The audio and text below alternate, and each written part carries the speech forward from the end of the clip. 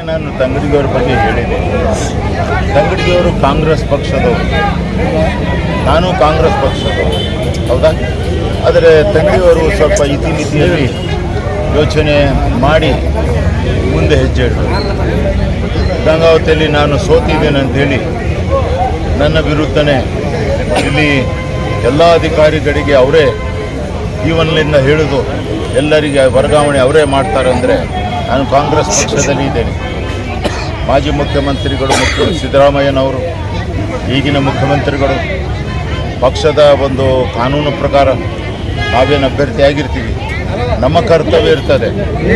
ನಾವೆಲ್ಲಿ ಸೋತಿರ್ತೀವಿ ಆ ಭಾಗದಲ್ಲಿ ನಮಗೆ ಬೇಕಾಗಿರ್ತಕ್ಕಂಥ ಅಧಿಕಾರಿಗಳಿಗೆ ಹಾಕೋಕ್ಕೆ ನಮ್ಮ ಧರ್ಮ. ಅದರ ಮುಖಾಂತರ ನಮ್ಮ ಕಾರ್ಯಕರ್ತರು ಏನಿರ್ತಾರಲ್ಲ ಅವರಿಗೆ ಉಚಿತವಾಗಿ ಕೆಲಸ ಮಾಡಿಸ್ಕೊಳ್ಳಿಕ್ಕೆ ಅಷ್ಟೇ, ದುಡ್ಡು ಗಳಿಸ್ಲಿಕ್ಕಲ್ಲ. ಆದರೆ ತಂಗಡಿಗೆಯವರು ಇದನ್ನು ಅರ್ಥ ಮಾಡ್ಕೋಬೇಕು. ಈಗ ಅವರು ಅರ್ಥ ಮಾಡ್ಕೊಳ್ಳಿಲ್ಲ ಅಂದರೆ ಮತ್ತೆ ನಾವು ನಮ್ಮ ಮನಸ್ಸಿನ ಭಾವನೆಗಳನ್ನು ಜನಗಳ ಮುಂದೆ ವ್ಯಕ್ತಪಡಿಸ್ಬೇಕು.